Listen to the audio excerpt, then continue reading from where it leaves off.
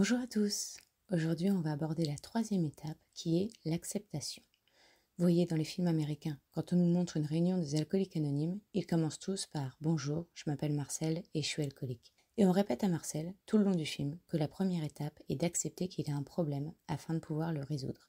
Eh bien pour nous, c'est pareil. Alors l'acceptation de la maladie, vous avez peut-être l'impression que c'est déjà fait. Votre entourage est au courant et vous vous le répétez à longueur de journée en vous rabâchant que vous gâchez la vie de tout le monde.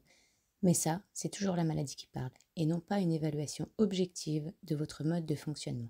Personnellement, j'ai d'abord accepté que je fonctionnais de cette façon avant de chercher un quelconque moyen de changer. Je ne cherche plus à tout prix à retrouver celle que j'étais avant tous mes problèmes, mais à assumer celle que je suis maintenant, avec ses troubles et ses bugs au cerveau. Et au final, qui est la plus forte? Celle qui ne se posait aucune question avant de passer le pas de sa porte, ou celle qui arrive à surmonter ses problèmes pour atteindre ses buts? Accepter m'a permis de ne plus envier toutes ces personnes qui vivaient leur vie parfaitement normalement et d'arrêter de m'apitoyer sur mon sort. Mais cette acceptation n'est venue qu'une fois que j'ai réussi à le dire à quelqu'un de qui je n'étais pas du tout proche. Un jour, à court d'excuses pour ne pas laisser cette personne rentrer chez moi, je lui ai dit écoute, je peux pas, je suis agoraphobe et je supporte pas qu'on rentre chez moi. Alors bien évidemment, cette personne n'a rien compris, mais moi ça m'a enlevé un poids. Je me suis rendu compte que j'en avais plus honte. Je ne le crie pas sur tous les toits non plus, mais quand j'estime que c'est nécessaire, je le dis. Que les gens comprennent ou non, compatissent ou non, j'ai appris à m'en moquer complètement. Moi, je suis malade, je l'assume et je l'accepte. Si ça vous gêne, passez votre chemin. Et ça permet de faire baisser l'anxiété d'anticipation et l'état d'alerte constante qu'on peut avoir dans certaines situations. Dans mon cas, de peur que cette personne vienne toquer à ma porte et donc me déclencher une crise, j'étais en état d'alerte perpétuel à sursauter au moindre bruit ou à faire une crise à la vue d'un oiseau qui passait devant la fenêtre. Et une fois que je lui ai dit, je supporte pas qu'on vienne toquer à ma porte, je fais des crises d'angoisse, si tu veux me joindre, passe par le téléphone. Cet état d'alerte constant s'est arrêté. Ça a également fait baisser certaines de mes idées dépréciatrices, puisqu'à chaque crise d'angoisse due à un oiseau, je me disais, allez, la débile, elle nous recommence son cirque. Alors cet exemple, il est pas bon, puisque si vous avez bien suivi mes explications sur les différents mécanismes, le fait de dire à cette personne que j'étais malade était en fait un évitement. En lui disant de me contacter plutôt par le téléphone, j'évitais la probabilité qu'elle toque à ma porte et donc le risque de faire une crise d'angoisse. Prenons donc un exemple plus concret. Et comme j'aime bien les personnages, inventons cette fois-ci Nadine. Alors Nadine, elle arrive à sortir de chez elle, mais il y a des situations qu'elle pense ne plus pouvoir affronter et qu'elle a donc pris l'habitude d'éviter. Un jour, sa fille rentre de l'école avec un papier, la maîtresse a besoin d'un accompagnant pour un atelier pâtisserie. Cette fois-ci, Nadine se dit que ce serait quand même dommage de ne pas le faire, elle qui adore la pâtisserie. Elle se motive donc et s'engage à être présente mardi prochain. Voyons donc les deux cas de figure qui vont se présenter à elle. Dans le premier cas, elle ne dit rien à personne. Elle passe donc la semaine dans une grande anxiété, à s'imaginer des scénarios rocambolesques à coups de je vais trembler, je vais m'évanouir devant les gamins, la maîtresse va me prendre pour une folle.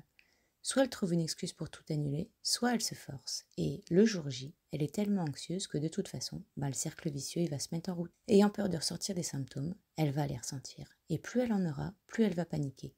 Hyperventiler, avoir la vue qui se rétrécit, voire même déréaliser en pleine classe. Après coup, Nadine dira non à chaque atelier de la maîtresse, ayant bien en tête ce fiasco.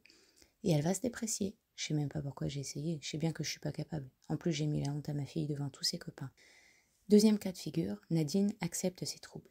Elle prévient d'avance la maîtresse que malgré le fait qu'elle ait très envie de participer, elle n'est pas très à l'aise dans une classe pleine et qu'elle aura peut-être besoin, à un moment, de sortir respirer 5 minutes pendant l'atelier. Elle aura donc moins d'anxiété d'anticipation, car son cerveau est rassuré. En cas de problème, j'ai une échappatoire. Pendant l'atelier, si elle se sent mal, elle sort de la classe, reprend ses esprits et peut y retourner tranquillement.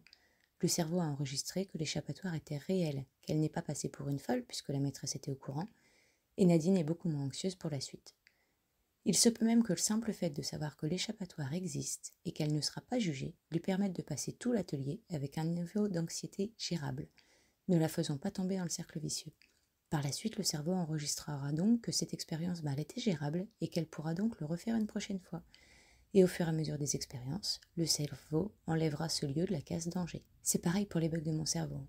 Quand je fais un blanc au milieu d'une phrase, maintenant je dis « Excusez-moi, j'ai eu une opération au cerveau, j'ai des séquelles. » On parlait de quoi déjà?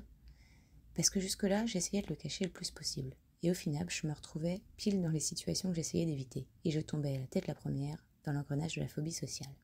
L'acceptation passe aussi par là. Parce que plus on a honte de nos troubles et de nos problèmes, plus on va chercher à les cacher et angoisser à l'idée que les gens se rendent compte qu'on est bizarre. Mais attention aux fausses croyances, hein. Accepter son fonctionnement, c'est pas « ok, je suis un gros loser qui réussira jamais rien ». Non, ça relève du niveau d'estime de soi.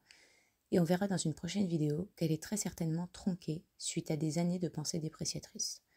Là, on parle d'accepter pour pouvoir avancer, pas de s'en servir comme excuse pour renforcer nos comportements évitants. Il faut arriver à voir les choses avec objectivité et en prenant du recul sur nos sentiments. C'est pour cette raison que j'utilise des personnages comme exemple, parce que notre cerveau aura toujours plus de facilité à compatir, à analyser avec du recul le comportement défaillant et les solutions possibles pour quelqu'un d'autre que pour nous-mêmes. Car au-delà de nos problèmes, on a quelque chose d'encore plus dur à accepter, nous-mêmes. Parce que dans cette fuite en avant, cet évitement perpétuel, on a fini par se fuir, se déprécier au point de ne plus être objectif, se voir comme un poids pour notre entourage et finalement se détester. Alors si c'est ce que vous ressentez, restez dans le coin, parce que c'est pas une fatalité. Si je peux sortir, vous le pourrez. Merci de m'avoir écouté et prenez bien soin de vous.